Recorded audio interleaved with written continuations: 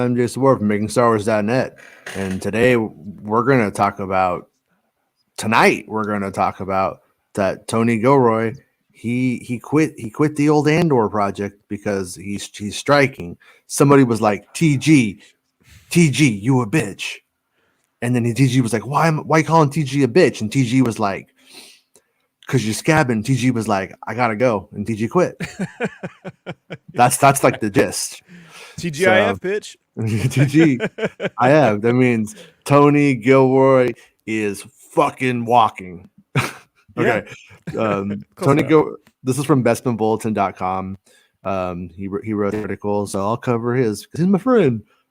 Tony Gilroy has ceased producing services on season 2 of Star Wars Andor. Look, there he is. He's like, I'm gonna fucking walk from this shit one day. One day I'll be gone and you'll all miss me. And Cassian's like, oh, you crazy old coot. You're just joking around, right?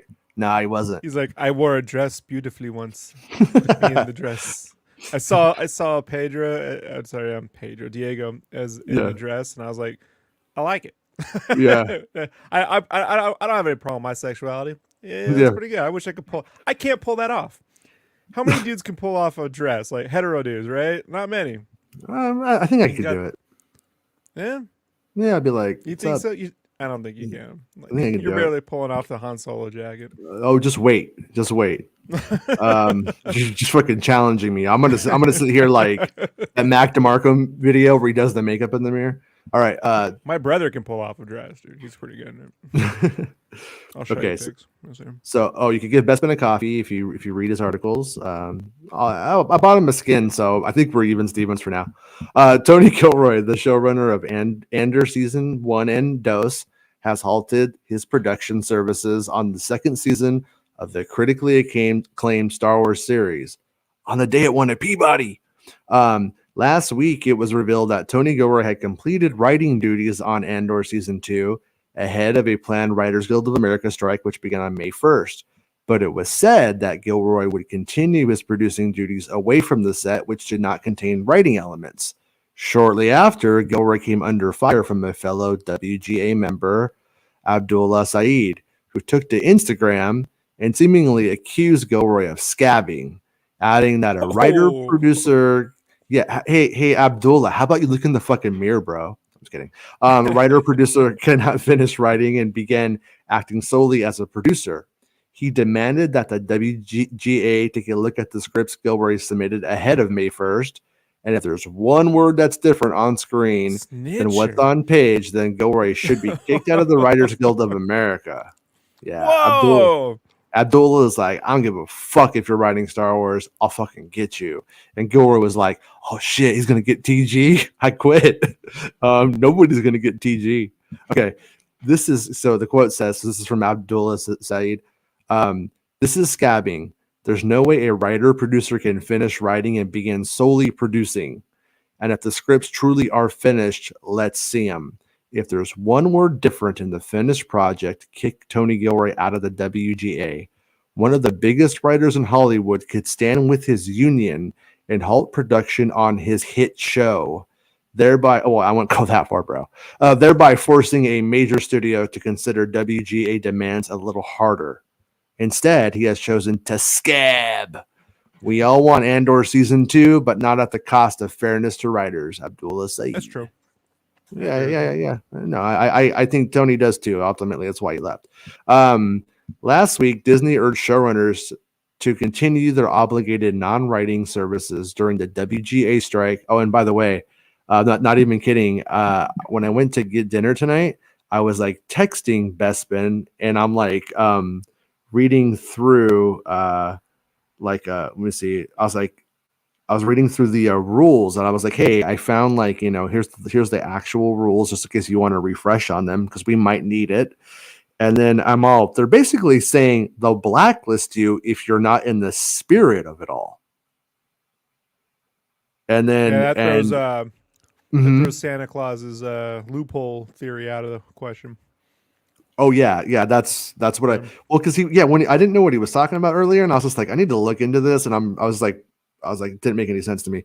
So, but yeah, one of the quotes from one of the a website that was doing like an interview. Sorry, I didn't cite the website, but it's all. But we're talking to showrunners on TV and writer directors and encouraging them to postpone their projects or put their projects on pause until after the strike. That was at 6:30 tonight that I sent them that quote. And I'm saying they're basically saying they want to disrupt the industry, and if you don't play into it, they're going to blacklist you. And like that's literally what they're saying. Like the people on Reddit, like were like, "Hey, this is fucked up." So, anyways, back to solidarity, motherfuckers. Yeah. So last week, Disney urged showrunners to continue their obligated non-writing services during the WGA strike in letters sent out to various productions. The Writers Guild of America called this request a union-busting tactic from Disney and reiterated to the showrunners, as stated in the WGA strike rules, that cutting for time, minor changes to dialogue or narration made before or during production, along with changes in technical or stage direction, are considered breaches of the strike rules. Members of the WGA who are acting as producers on television or featured films, for example, are allowed to continue their producing work, but are forbidden to perform any duties that may be considered as writing, as was mentioned in the WGA's response to Disney's letters. And so what he's saying right here is like true, but what the Writers Guild is saying, like in interviews and stuff, is no, fuck you, basically. And that's where they're kind of at. So like I said, their intention is to disrupt. If the writers thinks that you are not participating as a writer in the Writers Guild of being part of the disruption, then you're their enemy, basically. Yeah, let me make it clear for you folks. When they say you're allowed to do your producing duties, let me tell you what that means. Take care of the accounting. Yeah. Take care of the funding, take care of the accounting, invoices sent, services paid. That's the producer's job. Yeah. Anything story related is verboten. Yeah. Period. Yeah. Any everything creative. Else, yeah. Any creative. I pretty much. It sounds like any creative consulting will be writing, as far as they're concerned. So Tony Gilroy has now sent a statement to the Hollywood Reporter following the scabbing accusation, and revealed that he is stepping away from his producing duties. And he had informed the co-chair of the Writers Guild of America's negotiating committee, Chris Kaiser, of his actions, which Kaiser confirmed to THR. Gilroy said the following: "I discontinued all writing and writing-related work on Andor prior to midnight, May 1st. After being briefed on the Saturday showrunner meeting, I informed Chris Kaiser at the WGA on Sunday morning that I would be ceasing all non-writing producing functions," Tony Gilroy said to THR. The second season of Andor has been filming since November and is due to conclude production in August, ahead of an August 2024 release on Disney Plus. So, and then that's in November or December 2024. Yeah, I mean, well, like realistically, they're pretty much on the back end of the show right now. Like I think they're in the final arc, and so depending on how it goes, this really might not delay the show in any serious way for us. They may try to go on without him. They may. I mean, if he's leaving in the final arc of the show, it's written, and the director really knows what they're supposed to do. Maybe this isn't like, obviously we would prefer Gilroy to be there, but maybe this isn't like, the worst thing in the world. It could be a bad thing, but I'm not really sure. But I didn't see Bespin in the chat. Bespin's all, Abdullah ain't fucking playing. Yeah, Abdullah's not fucking around. He's not. He's not at all. Yeah, Bespin wrote like a bunch of art. Bespin hasn't slept to write a bunch of articles. Yeah, so if you want to give him a coffee, go ahead. I could use a coffee right now. He's speaking in the third person too, so he's tired. Yeah, that's when he's had it. But George is getting angry. Yeah. But I mean, look at him in the picture though. He's like, TG ain't a scab. I'm leaving, Yeah, but I mean, I think it's good that he left, and it makes sense. And I'm guessing he was kind of hoping that he could just get through this somehow, that nobody would say anything or nobody would notice. But you're working on Star Wars for Disney. And I did make a joke when Abdullah called it his hit show. and it's not really that big for the Star Wars shows, but on the big stage, it is a hit show. It is a big show. It is really important. It's high profile. So I'm glad that he walked. I mean, not only for his own career, but just in general, because when the people on Star Wars do it, I think it means a little bit more than I like Severance, but I'm gonna pick on when Severance when people walk on Severance, the showrunner walks. You're like, okay, cool. But I like the show. It's a great show. But it's like Right. it's not the same as when it happens on Star Wars. And when it happens on Star Wars, it's more big news. I think Sticking it to the man. Yeah. And Seth just got 2 crown wins in a row in Fortnite. Good job, dude. Yeah, we didn't do too shabby today. Me and Bespin. By the way, battle droids are coming. They tweeted out Roger. So battle droids. I think battle droids and Palpatine are coming next. But yeah, Dell, it's 11:30 right now. It's 11:42. I'm really jealous. This guy's he's what you're an hour ahead of me, right? So it's like it's midnight. 12:30. Yeah. Yeah, but yeah, I think it's going to be kind of an interesting strike. I don't know. I would have to imagine at this point they're going to have to just try to go on without him, and I would imagine that the actual producers, the straight up producers, are going to take over the Lucasfilm ones, and hopefully the director knows what they're supposed to be doing. And do we know who the final director is on it? That's the other thing. It's a good thing Gilroy's not the final director on it. If they are on the final episodes, which I think they are. But yeah, his brother though. Mm-hmm. Dan Gilroy. Yeah. Yeah, I think we know who all of the directors are for the show, but at this time, oh no, Jedi Chris says, just let AI finish it. Well, no, see, he finished it. Thankfully, he wrote it, so there's no AI I don't think AI can show run it yet. I don't think. But AI can't edit the fucking scripts, do ADR, blah blah blah blah blah. I don't know. I could get James Earl Jones to do it. James Earl Jones's voice is gonna show run. It's gonna show run Andor. Yeah, it's like, what, man? It would be really funny if they just had a computer that with all the AI voices, and they decided to call it Whopper. Mm-hmm. Like in war games and shit. Joshua. Just keep the oh, Whopper. Man, that really made me. That put Burger King on the map for me. That war games, right? The Whopper. Okay, so Bespin says Ariel Kleiman Yellow Jackets is doing the first 3 and the last 3. So that's actually, I wonder if this was done with any forethought, because when you think about it, that's actually like probably a really good thing.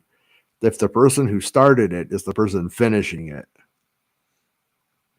they clearly have a pretty extensive knowledge of the entire series. Well, they better get it done before the DGA strike, because then they have directors. Well, that's in like about 2 months is when that will likely someone happen. Someone has to edit all these things with somebody, so that means the don't worry, the editors are fine. Or there's Kathleen Kennedy sitting in the room with. Is she sitting in the editing bay?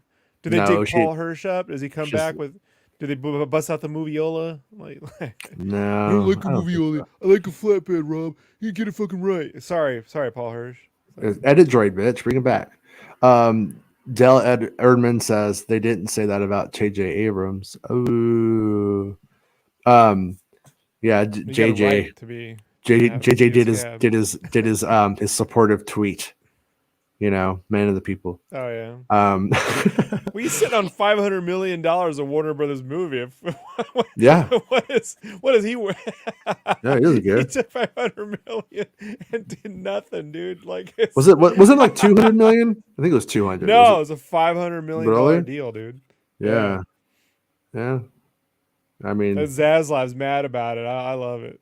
Yeah, but I would, like I said, I would think that Eric Kleiman would have would probably have the ability to get a lot of that done. But you're not wrong about, we're in May right now, June, July. So in July, the Writers Guild's going to strike, and the show's supposed to wrap in August. Directors Guild, but yeah, Directors Guild is supposed to is probably going to strike at that point. So they got 2 months to wrap up everything. So they might have to try to finish the finale a month sooner, or it might require some kind of like rewrite so that it will. Who knows though? I mean, because like they finished they filmed the finale of season 1 first, like the big riot, like Gilroy got I think Gilroy got the stuff that was expensive out of the way first, so they couldn't take it from them. That's my hunch, my assumption. Can they just release the Star Wars stuff with just inserted footage from World War II films? People would notice, no. Right? Just put in clips from other Star Wars movies, Darth Vader. Oh, cool! They put a Darth Vader cameo. Love this show.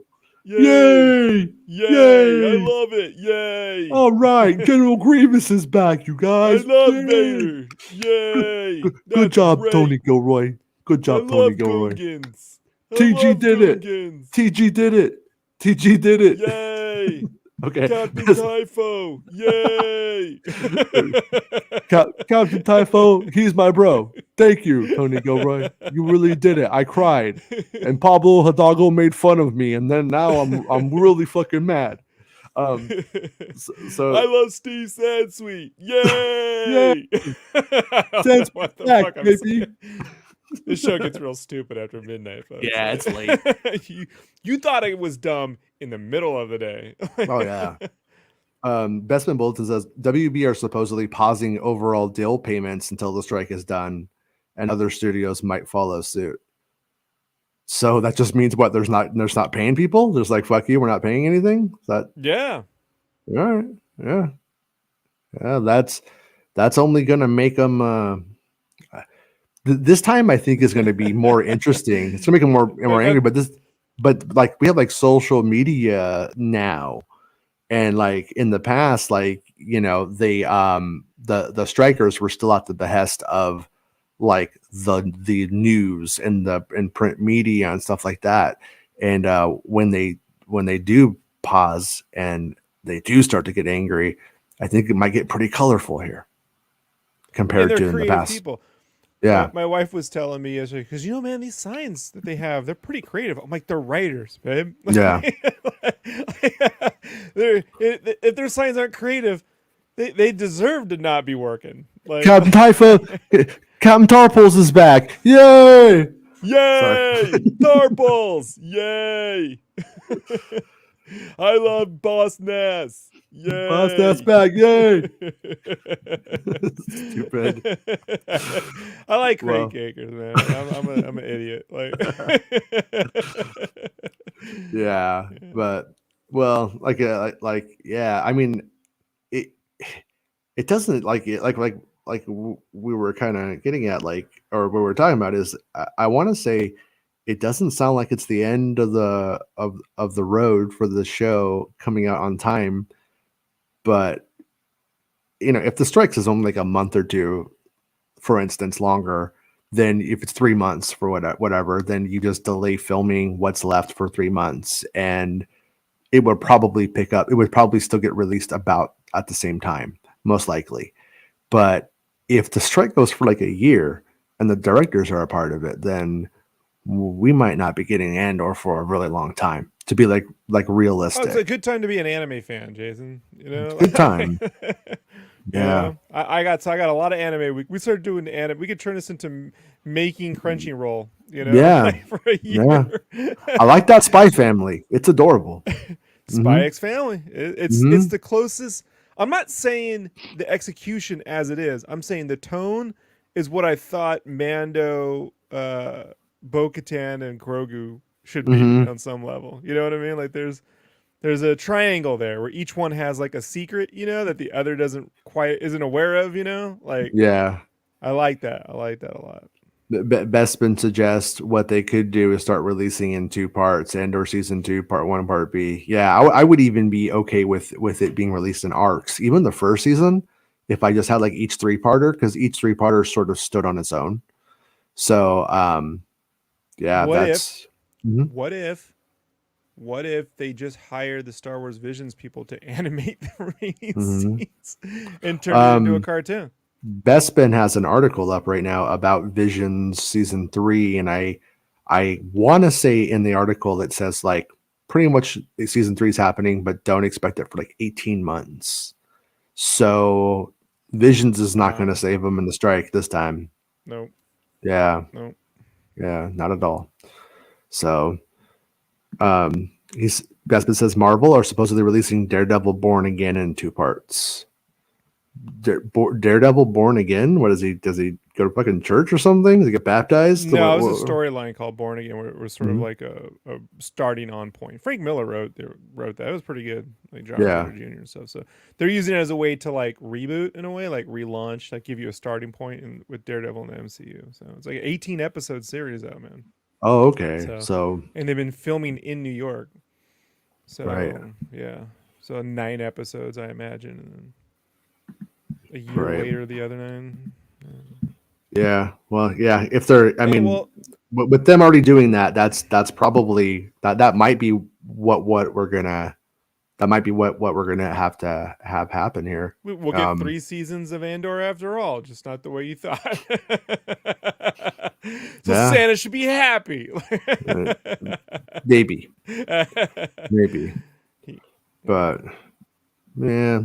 Well, it's I don't know. I'm both like happy about it for the industry, but bummed about it in terms of as the Star Wars guy who wants to see Andor season 2 really soon.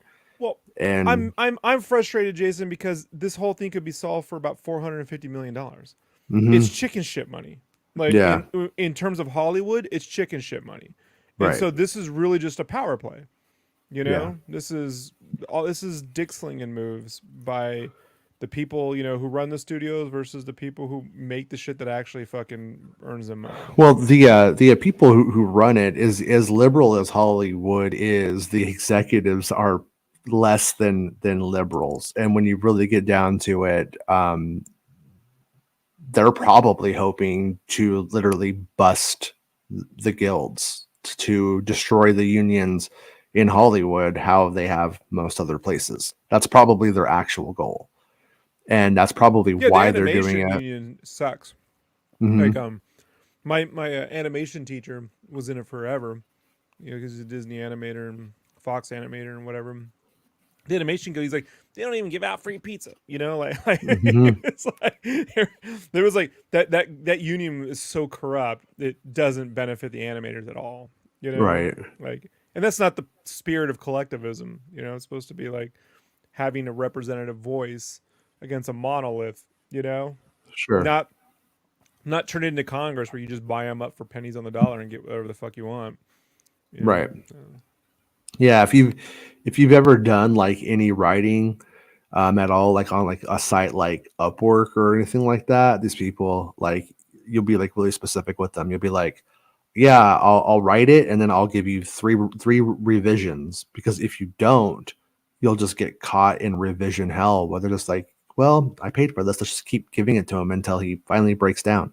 That's what they'll do. Yeah, They'll yeah. they'll just keep like if it's a flat fee kind of gig, and like that's kind of what where they've been at in a way with this situation with like the nonstop media, the nonstop seasons. Like there's no TV season anymore. It's just fucking constantly a go, and revisions, and they're not really talking a lot about that, which they were talking about at first, but like because the AI is kind of dominated, and then the discussion or whatever, like and on the news and stuff whenever they cover it, but in terms like the AI thing is important, obviously, but also not necessarily like the first thing, I think, but that's the first thing that you hear about.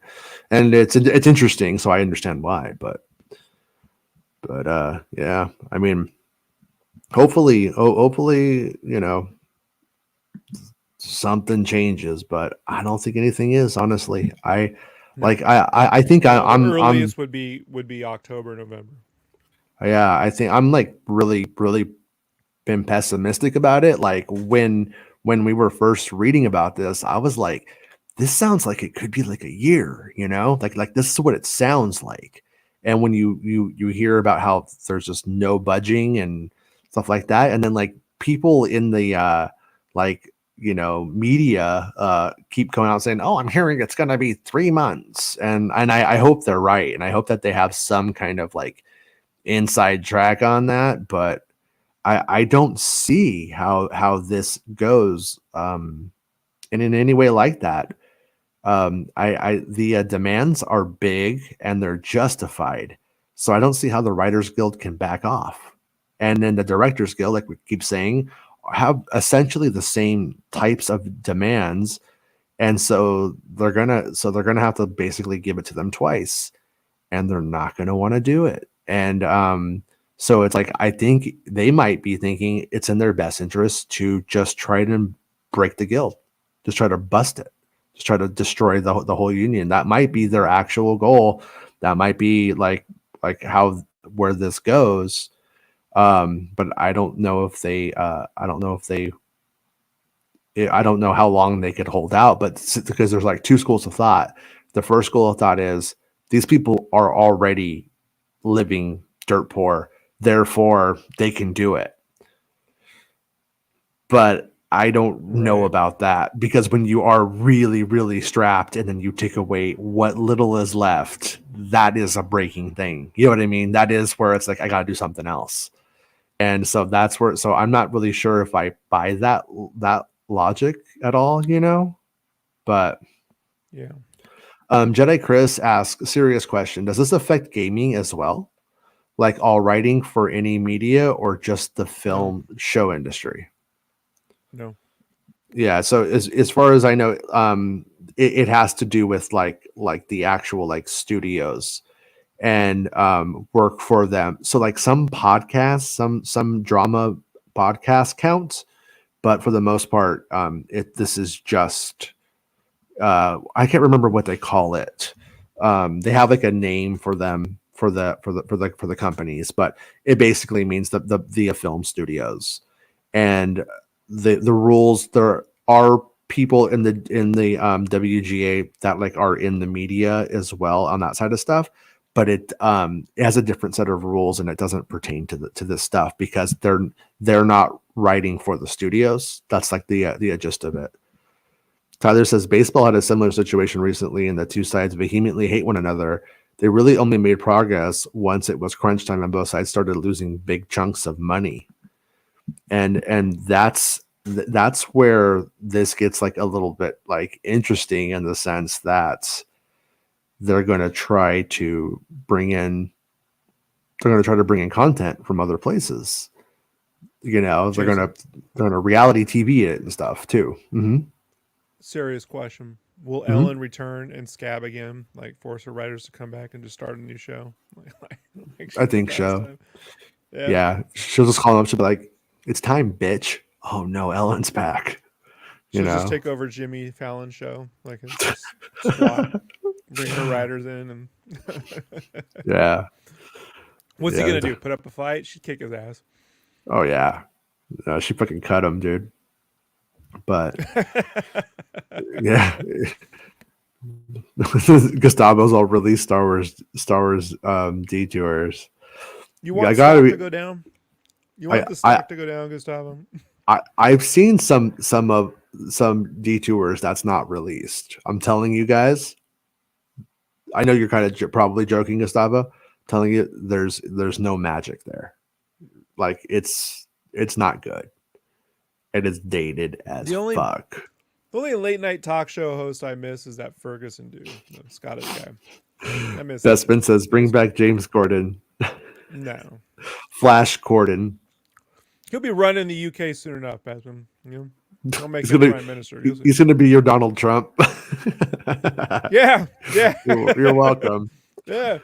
That Doctor Who motherfucker gave us Brexit too. Yeah. Yeah. Electric Brexit, you know. Yeah. Eric says, Eric's a big baseball guy, says, difference being MLB owners need the players more than Hollywood needs writers. They can just show more reality TV, live sports, news, and game shows, and they could buy content from other markets, which is what they're doing in Asia pretty big right now. Yeah, They're trying except anyways. here's the Mhm. problem. Mhm. Here's where I see running into trouble. Yeah. People are already, and this is just my vibe, so maybe I'm wrong. You tell me, Jason. I feel people are already wanting an excuse to cut their subscription services. Yeah. You know what I mean? Like, and they're being sort of like held on by the promise of the Marvel stuff or the Star Trek stuff or the Star Wars stuff or the occasional breakout show. But if they know none of that's really coming anytime soon, no Stranger Things, no Wednesday season 2, you know, like Mhm. I can just see them going, well, I just don't need to buy this, and that's where you cut into their, like Netflix especially, like you cut into their $950 million a month nut, you know. And if and reality shows and imported Korean shows aren't going to make up the difference. I know Squid Game was big, but that's it. Yeah, yeah. Squid Game was big. Like Oh, it's not a yeah. lot of fucking other content's been taking up that Squid Game slot, you know. Mhm. So much so that they're remaking Squid Game or continuing Squid Game, you know, supposedly with Which David is Fincher, right? Like, yeah, I that know, one, stupid, it being Fincher is the only thing that makes me go, okay, I guess, right? okay.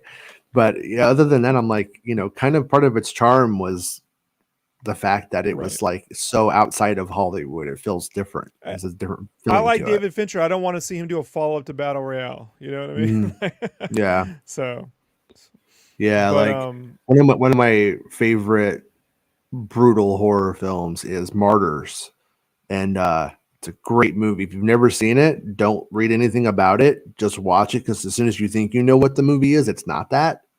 But Spike Lee did a remake of it. It's fucking terrible. It's the worst. Um, Spike Lee is very hit or miss. You know, when yeah, he's on, and when he's not, he's really not. yeah. This one was Like really I not. went and saw Son of Sam in the theaters when I came out, and there's parts of it I love, and then the dog starts talking like a bad Ally McBeal, like, you know, like Budweiser commercial lip thing. And I was like, this is fucking ridiculous. Like this is, yeah. Yeah, well, Yeah. like, yeah. I mean, and I asked a question. Like, I never got an answer to it, but I was like, if fans of those streaming services unsubscribed in solidarity with the Writers Guild until the strike was over and then resubscribed, would that help them or would it hurt them because you're taking the money from the studios to develop future things at that moment? So does it end up becoming like, but I kind of think that I still kind of feel like that might be a good answer. I don't know if it is though. So that's why I'm not like Well, I'm saying paid that's through on all mhm. my subscription services for the year because I always pay 12 months to get a better deal, you know. Yeah. Yeah. But I've clicked cancel. You know what I mean? So they at least get that memo. You know, Yeah. until so like a year from now, if they run out, they run out. I got other shit to fucking do. Like I'm not. Yeah. Yeah, I don't. I don't know what I got a million WWF Raws I can just leave on a repeat for a fucking couple years. I don't give a shit. Yeah. But I don't know, man. Like that's the only thing. Like, but is it true? Are people on the threshold with their subscription services, or is that the internet? Like, you know, when the internet goes superhero fatigue for like fucking 15 years, you know, Hmm. and like Yeah. even now, when you maybe you could pull that one out. Fucking Guardian still makes $118 million opening weekend, so it's like it's not fatigue. I See, don't know.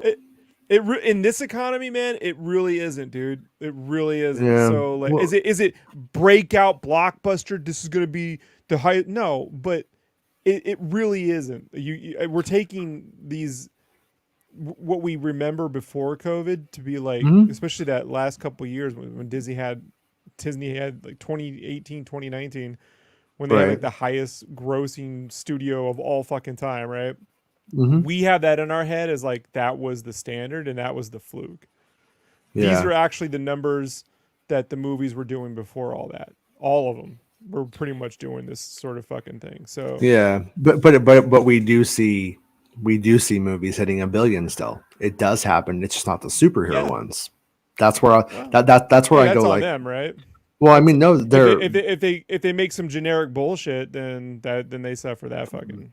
but there is a, I mean, I don't have like a real strong opinion. I'm not saying it is superhero fatigue's real or not. I don't give a fuck.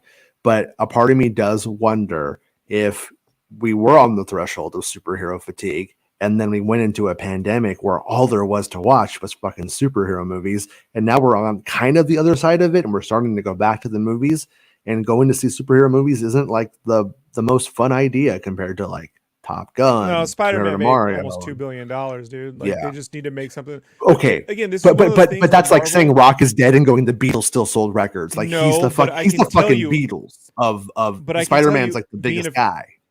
yeah, but Spider-Man's also had total flops, so like Hmm. that has nothing to do with it.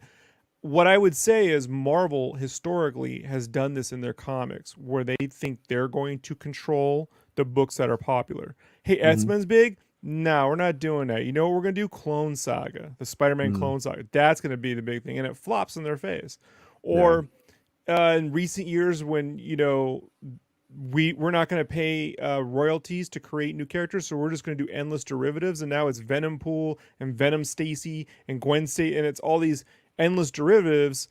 Then people get fucking bored of that shit. So Mhm. right now they're trying to control what's popular versus just putting out the Fantastic Four, or they got to wrap around a new. They needed to around their side characters with something big that wasn't the Avengers. And they didn't want to do that. They wanted to go and do all these other. We could take these D level characters and make them bigger. And I'm like, yeah, not at $1 billion a picture big. Like Well, that's the difference. that's where I'm at with it. Like, even, I mean, it might be blasphemous to some of you, but like Ant-Man being like the fucking flagship show for them, for Bad. Marvel, that was fucking stupid. And like Yeah. like I yeah, I still say, like, you do something Iron Man equivalent while Yeah. you're trying to make Ant-Man a thing. Like And try to remember, yeah. with the Ant-Man, Jason, they also went and willingly threw away the one thing that made Ant-Man interesting, which was all that macro photography. Oh, They I did all thought you that were going to macro say that he, photography. he can make his wiener big if he No, wanted to. Oh, okay. well, you could, right, That's but what I that's would that's do. the movie I would make with Filoni, but they would not. They don't want to. But they did a lot of that macro photography, which gave it its own look and feel. Don't underestimate Mm, that. When people see that sort of stuff, they go, "Oh, I only see that." Then they turned it into like what everyone feared an MCU Star Wars would look like. hmm. Yeah. Like some weird fucking alien green screen fucking show, where you're just like, all right, whatever, live action Rick and Morty. Kenneth says maybe it's time to dust off George's 100 unused scripts locked in Kathleen's death. So it was 60, and only season one was done. Season two has some second drafts, and season three is all But first drafts, and there's 16 episodes each. But also, they wouldn't work now because things like how Han met like Solo, a Star Wars story, negated the whole thing. The things that were in those scripts was the back, some of the backdrop for that, and so unfortunately, it's not a thing that they can do. And plus, Bespin doesn't want it because he hates George Lucas because he's a fake fan. and and realistically, you can't do it because you need to be able to have actors ad lib, and you can't ad lib. You need to be able to edit scenes and reorder things. Well, once you reorder something that ain't in the way the script laid it out, you've then scabbed. You've crossed the line. Like, so again, this isn't like writers aren't just we wrote the script. It's like the Yeah. minute you deviate from that script, you are rewriting. Hmm. So like, and I mean, that's a concept that I just think most. It's funny how many people follow movies and they still don't understand this. Like even Lucas would Shogun. say, "I made the movie in the editing room. That's where I'm at. I see. Like I sat on a couch and watched Paul and Marcia. And that other guy. Yeah, I like to take the creative process and turn it down into sound bites that are barely true, and then pretend that I can Yeah. make movies after it based off those soundbite ideas. Shogun Orta says they need to bring back Pimpbot from Conan O'Brien. I remember Oh, when I own Pimpbot. that. I You bought do? that. You own Pinbot? Yeah. That's right. I bought it off Coco. Yeah. I remember being like 15 and walking in a room and going, I'm fine sipping cherry wine. Yeah. I still remember it after all these years. So that was a good line from a good writer. Yeah. Jonathan Not you, Hills was George. the original masturbating bear. Oh, okay. And it was, but it was written by Tom Stoppard. he slowly masturbates the bear. Actually, Carrie, she joined in on that one. She punched it up. Uncredited. Yeah. Jedi Chris says, yeah, I agree with Rob. Lots of people just sub to finish a season, then they drop the account. And Bestman says they're making a Squid Game show. If people really die, I'm in.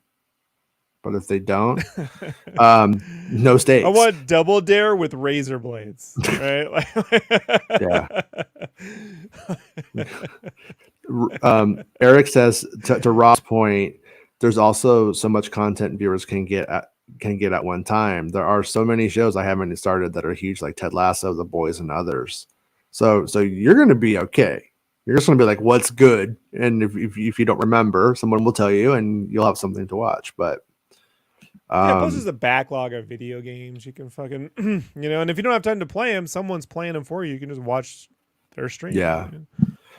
So Seth, I've spoken to writers on Underworld before, and I've heard like things about it.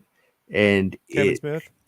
No, it sounds like it was going to be a really weird, difficult thing that like George, if he was part of it, putting it out, it would have made it work, and people would have been like really thrown through loops on things, and then would come around to seeing like that it makes sense. I for one was always of the opinion like I want to read them. I want to read them all, but I also think that if they came out, if people actually had to deal with George Lucas in reality when they can't even deal with Tony Gilroy, that would have been, I think, a disaster for the Disney audience and for the quote Star Wars critics, those the culture warrior fuckheads and stuff like that. I don't think it would have went over well with like, I think like the core fans would have been about it, but I think like on both sides of that spectrum, they would just have hated it.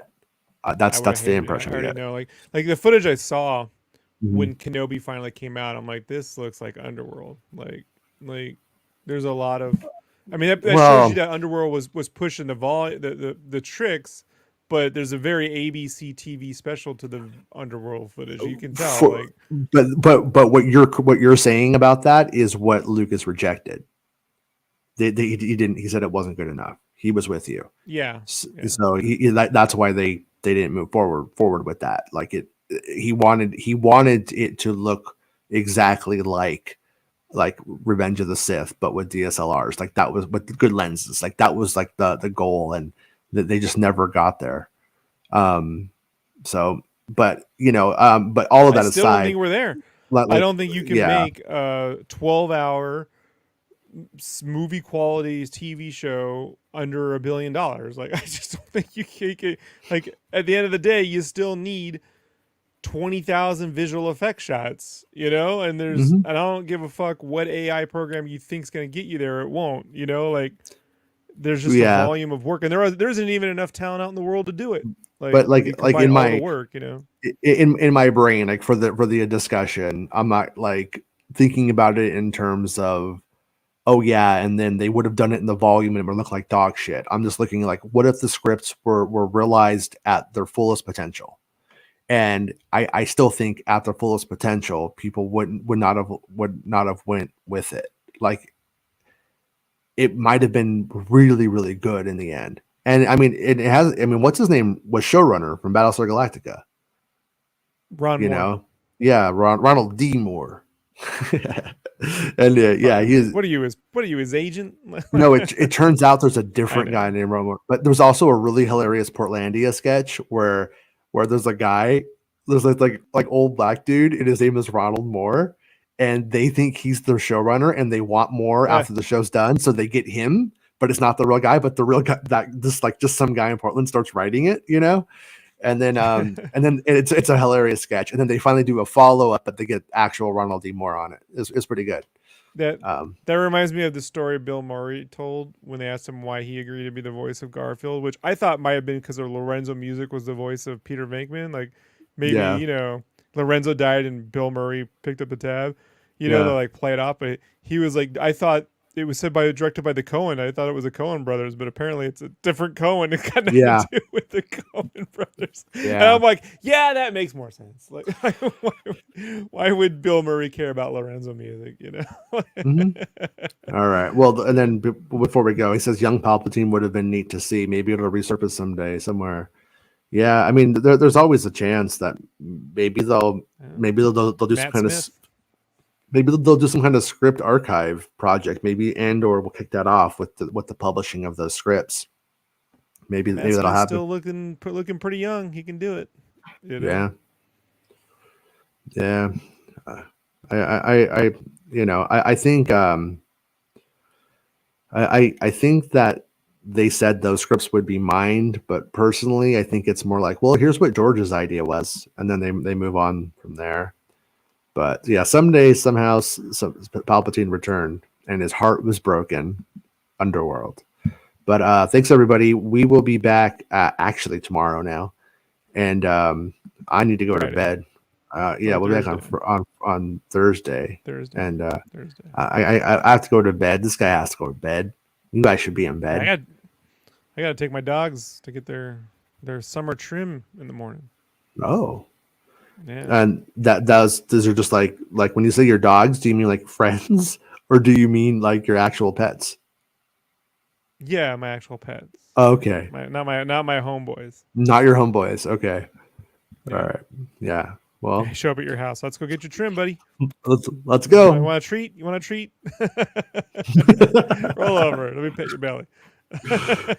But thank you, Bestman, for writing the article that we could use for the show and all that stuff. And thanks for staying up with me, Rob. And we'll see everybody in about a day. All right. And unless I strike the show, I might strike Jason. Yeah, I mean, well, Bestman might strike and not write articles. That could happen if you guys don't start giving him a coffee. All right, bye everybody. We'll see you guys. We'll see you guys later. It's the end of the show. Come on, let's go. Hey! It's the end of the show. Come on, let's go. Hey! It's the end of the show. Come on, let's go. Hey! You know you should go. Come on, let's go. It's not about spaceships.